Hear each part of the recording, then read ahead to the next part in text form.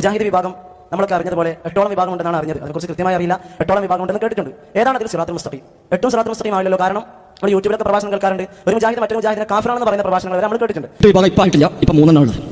ആയിക്കോടെയൊന്നുമില്ല, മനുഷ്യന്മാരാണ്, മലക്കളൊന്നും കൈകാര്യം ചെയ്യുന്നത്. അതുകൊണ്ട് സ്വാഭാവികമായും 8ഉം 10ഉം 15ഉം ഒക്കെ ആരുമാകാം. 8ഉം 10ഉം ഇപ്പം ആയിട്ടില്ല, ഇനി നാളെ ആയിക്കൂടായില്ല. മനുഷ്യരല്ലേ നിയന്ത്രിക്കുന്നത്, മലക്കുകളെന്നല്ലാലും. ഇപ്പൊ ഏതായാലും 3 വിഭാഗം ഉണ്ടെന്ന് ഉറപ്പായി. അത് അയാൾ തന്നെ പറയുന്നുണ്ട്. എന്നാൽ ചോദ്യകർത്താവിന്റെ ചോദ്യം വളരെ വ്യക്തമാണ്. ഈ 3 വിഭാഗത്തിൽ നിന്ന് ഏതാണ് സിറാത്തുൽ മുസ്തഖീം? അതിന് അയാൾ നേരായ ഒരു മറുപടി കൊടുക്കുന്നില്ല, വെറുതെ കണവണ് പറയാണ്. നിങ്ങൾ എന്തിനാ സമസ്തനെ കൂട്ടുപിടിക്കുന്നേ? അതാണ് എനിക്ക് മനസ്സിലാകാത്തത്. ഇതൊരു സൈക്കോളജിക്കൽ മൂവ്മെന്റ് ആണ്. നമ്മളവിടെ തന്നെ ചില ആൾക്കാർക്ക് ഉണ്ട് ഈ ഒരു സ്വഭാവം.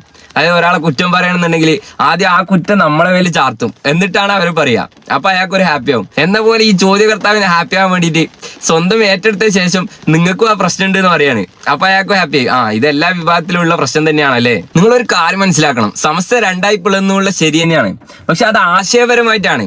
ആദർശത്തിന്റെ വിഷയത്തിൽ വിട്ടുവീഴ്ച നൽകേണ്ട ഗതികേട് സമസ്തക്ക് ഇന്നവരെ ഉണ്ടായിട്ടില്ല.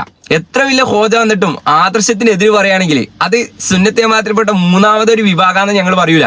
അത് സുന്നത്ത് ജമാഅത്തിൽ നിന്ന് പുറത്താണ്. ഇനി ഇവര് 2-3 പാർട്ടൊക്കെ ആയിട്ട് തിരിയാനുള്ള കാരണങ്ങൾ എന്തൊക്കെയാന്ന് പറയുന്നുണ്ട്. അവൻ നമുക്ക് കേട്ടോക്കാം. മിക്കവാറും വിഷയങ്ങളിൽ സിറാത്തുൽ മുസ്തഖീമിലാണ് 3 മുജാഹിദും ഉള്ളത്. എന്നാൽ ചില പോയിന്റുകളിൽ സിറാത്തുൽ മുസ്തഖീം തെറ്റിയിട്ടുണ്ട്. ഇനി തൗഹീദ് വിഷയത്തിലേക്ക് വരുമ്പോഴോ സമസ്തക്കാരും മുജാഹിദും തമ്മിൽ മുമ്പേ ഉള്ള അഭിപ്രായ വ്യത്യാസം ആവശ്യത്തിൽ എവിടെയാണ്? അഭൗതിക മാർഗ്ഗത്തിൽ അല്ലാഹു അല്ലാതെ മറ്റാർക്കും ഒരു കഴിവുമില്ല. മുജാഹിദുകൾ എന്നും പറഞ്ഞു കൊടുത്താണ്. 1ാമത്തെ പ്രസിഡന്റ് കെ എം മൗലവി മുതൽ എഴുതി വെച്ച കാര്യമാണ്. ഒന്നാമത്തെ കാര്യം എന്താ അറിയോ? അഭൗതിക മാർഗത്തിലുള്ള കഴിവ് അള്ളാഹ്ക്ക് മാത്രമാണ്. അതായത് ഭൗതികരമായിട്ടുള്ള കാര്യങ്ങളാണ് നമ്മളിപ്പോ കയ്യനക്കുന്നത്, അതിനെ ഹൽക്ക് ചെയ്യുന്നത് അള്ളാഹുവാണ്, അതിന്റെ ഫായില് നമ്മളാണ്. എന്നാൽ അഭൗതികപരമാകുമ്പോഴേക്ക് അതിനെ ഹൽക്ക് ചെയ്യുന്നതും അതിന്റെ ഫായിലൊക്കെ അള്ളയാണ് എന്നാണ് ഇവർ വിശ്വാസം. അപ്പൊ ഇവരിൽപ്പെട്ട വേറെ വിഭാഗം പറയുന്നത് ജിന്നും മലക്കാണെങ്കിൽ അഭൗതികരമായിട്ടുള്ള കഴിവുണ്ടാവും. എന്തിനാ ചങ്ങായിമാരെ ഇങ്ങനെയൊക്കെ പറഞ്ഞു കുടുങ്ങാൻ നിൽക്കണേ? ഇതുകൊണ്ട് ഇവർ സമർത്ഥിക്കാൻ ശ്രമിക്കുന്നത് എന്താ അറിയോ?